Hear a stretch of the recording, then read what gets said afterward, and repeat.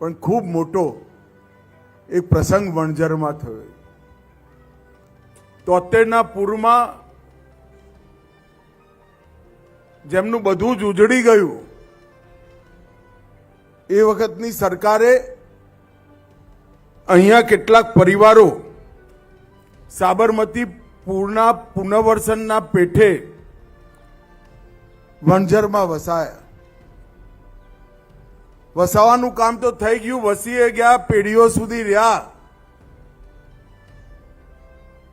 73 થી 2000 મોટા મોટા 25 વર્ષ અને 2000 થી 2025 બીજા 25 વર્ષ, 50 વર્ષ આ લોકો રહ્યા। પણ એ પ્લોટની માલિકી કોઈ ને કોઈ કારણોથી અટકી ગઈ। હું ખરેખર આના માટે આપણા ધારાસભ્ય અમિતભાઈ ઠાકરને હૃદયપૂર્વક અભિનંદન આપવા માંગુ છું કે એક સંવેદનશીલ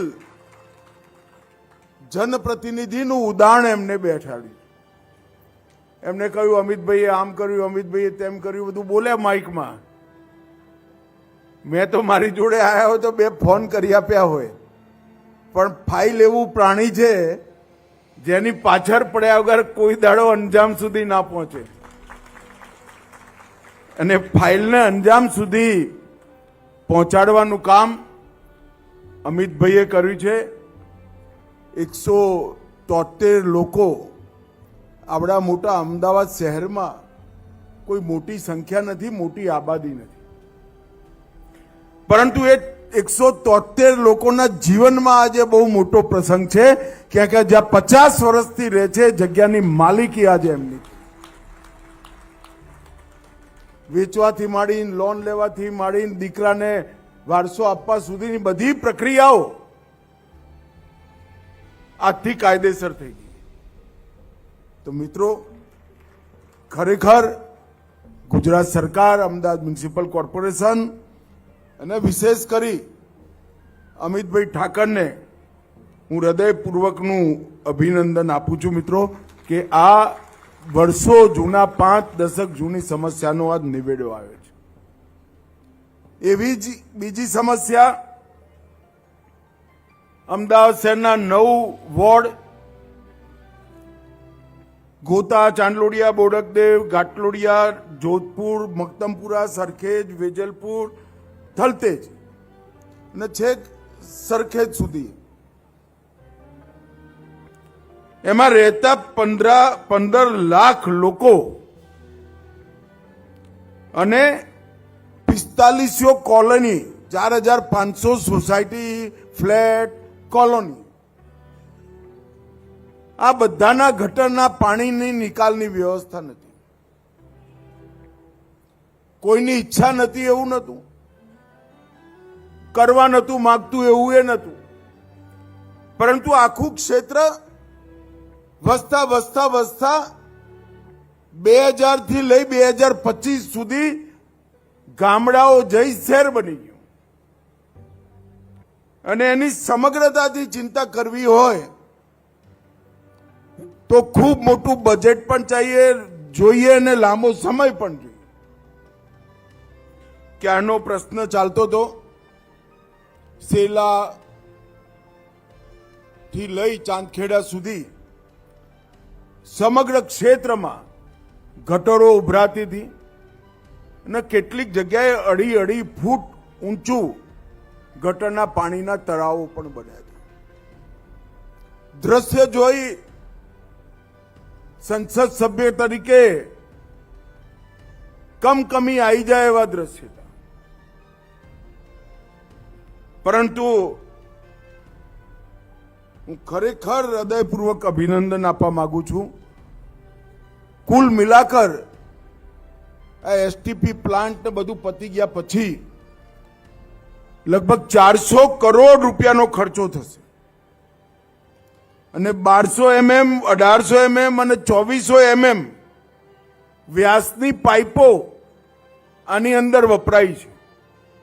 હું અત્યારે ઉદ્ઘાટન કરીને આવ્યો એનું, ત્યાં આગળ થોડું ખાનું ખુલ્લું રાખ્યું હતું, મને બતાવ્યું ધોધની જેમ પાણી જાય। નદી જતી હોય એ રીતે ગટરનું પાણી જાય. આ બધું પાણી અવ્યવસ્થિત રીતે આ 15 લાખ લોકોના સ્વાસ્થ્ય સાથે ચેડા કરતું હતું અને એક સારું જીવન ના જીવી શકે એવું વાતાવરણ પણ બનાવ્યું હતું. પરંતુ નરેન્દ્રભાઈ મોદી સાહેબે ચાલુ કરેલી અમૃત યોજના, ભૂપેન્દ્રભાઈ પટેલ મુખ્યમંત્રીજીએ ચાલુ કરેલી શહેરી વિકાસની યોજનાઓ,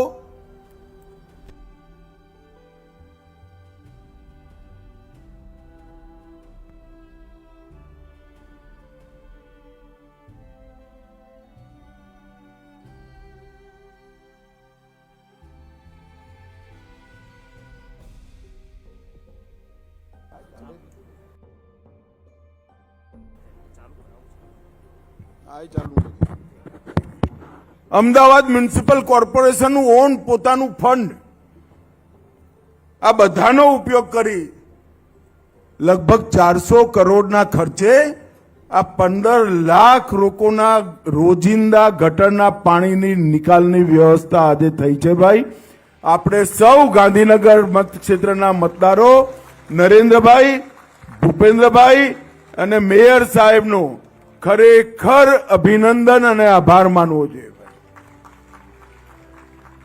અને રેકોર્ડ સમયની અંદર આ કામ મ્યુનિસિપલ કોર્પોરેશને પૂરું કર્યું.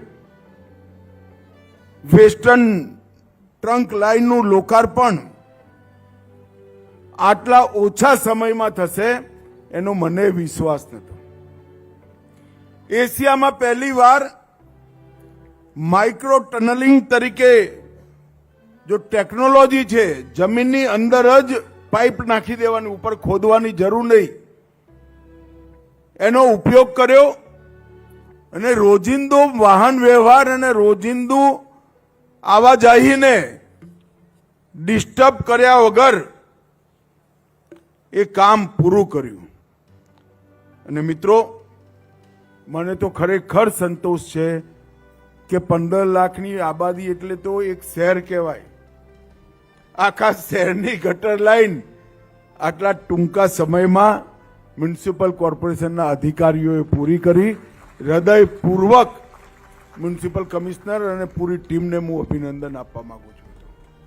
હું ઉશ્કેરાઈને ફોન કરતો, ગુસ્સાથી ફોન કરતો, એમની મૂંઝવણોને તકલીફો સમજાયા વગર ફોન કરતો, પણ દરેક વખત વિવેકથી અને ઠંડા મગજથી જવાબ આપ્યો કે સાહેબ, અપેક્ષા કરતા જલ્દી પતી જશે, અપેક્ષા કરતા જલ્દી પતી જશે. અને આજ સાચ અર્થમાં મેયર સાહેબ, municipal commissioner, standing committee chairman બધાને મારા ખૂબ ખૂબ ધન્યવાદ. ભાઈ, આપને સમય પહેલા જ પતાવી. આ બે ખૂબ મોટી સમસ્યાઓનું આજે નિવારણ થયું છે. આ હમણાં વિધાનસભા લોકસભામાં ચર્ચાઓ ચાલતી હતી તો રાહુલ ગાંધીએ એક વિચિત્ર સવાલ કર્યો. બોલો, બહુ વિચિત્ર સવાલ કર્યો કે દર વખતે અમે જ કેમ ચૂંટણી હારી જઈએ છીએ. હવે સવાલ કરવાનો તો તમને બધાને, અને સવાલ કરી દીધો મને. પણ રાહુલ બાબાનો મારે વિનંતી છે કે આ બે કાર્યક્રમો સમજી લો તો તમને ખબર પડશે કે દર વખતે તમે કેમ ચૂંટણી હારી જાઓ છો. આ 1973માં તમને જેને વસાયા હતા એને શોધીને આજે સનદ કરવાનું આપવાનું કામ નરેન્દ્ર મોદીની પાર્ટીએ કર્યું.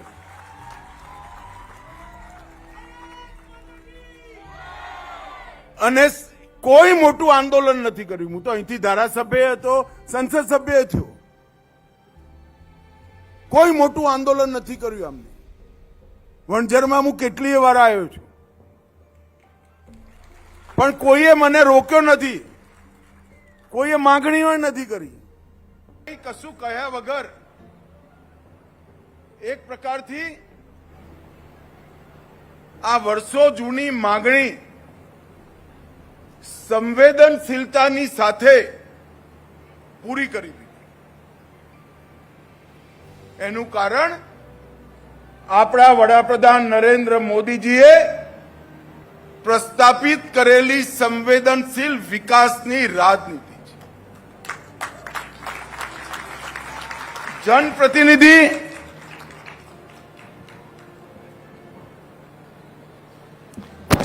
જનપ્રતિનિધિ એની જવાબદારી અને જનતા માગણી કરે કે ના કરે એની સમસ્યાનું નિવારણ આ અદ્ભુત કાર્ય સંસ્કૃતિ નરેન્દ્ર મોદી સાહેબે ગુજરાતમાં ઊભી કરી અને સમગ્ર દેશમાં ફેલાઈ. અને બીજું ઉદાહરણ એનું આ 15 લાખ લોકોની વસ્તીની ગટરનું છે. 15 લાખ લોકોની વસ્તીની ગટર વ્યવસ્થા ના હોવા છતાંય ક્યારે કોઈએ કોઈ આંદોલન નથી કર્યું.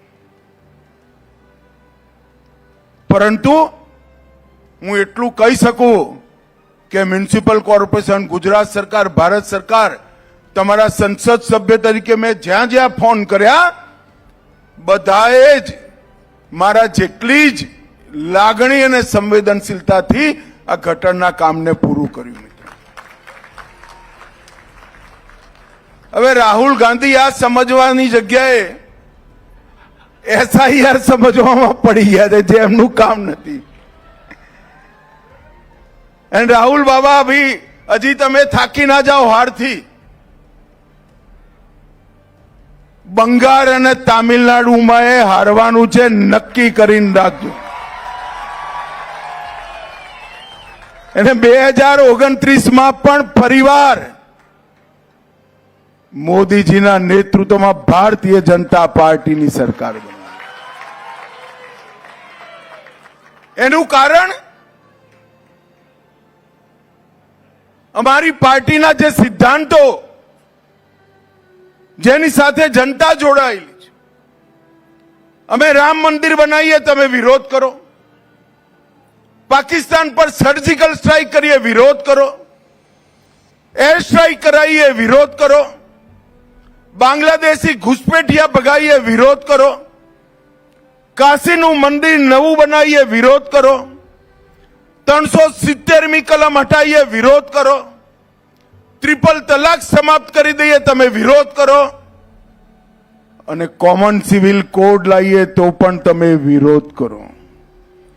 જનતાને જે ગમે છે એનો તમે વિરોધ કરો છો. ક્યાંથી મત મળે ભાઈ?